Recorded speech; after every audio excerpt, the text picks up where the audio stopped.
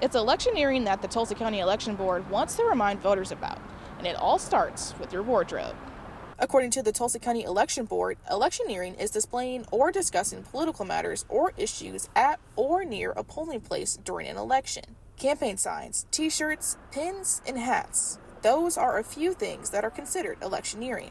Tulsa County Election Board Secretary Gwen Freeman told me it doesn't matter what it reads. Concerning presidential or state candidates, it cannot be within 300 feet of the polling entrance. Anything that's on the ballot, you cannot wear anything advocating for either an issue, whether it's a state question or a candidate that's on the ballot.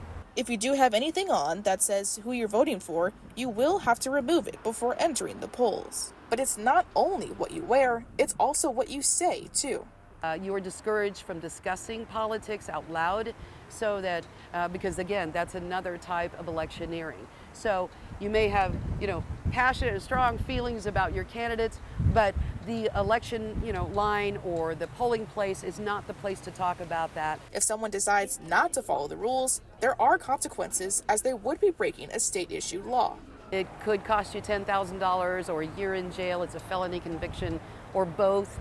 Again, most people recognize the importance of having, electioneering-free zones. So that's very, very rare if ever happens. Freeman says these reminders are not only for you and your vote, but for the safety and well-being of all voters. Most of the laws that you see that concern voting are for the safety of our voters and the peace of mind of our voters, and for our election officials that are in charge of those precincts, making sure that everything flows smoothly. Freeman says that she's glad to see voters excited and passionate about voting, but there's always a time and place to show your support outside of the polls. In Tulsa, covering news that matters, I'm Jade Morrow, Fox 23 News.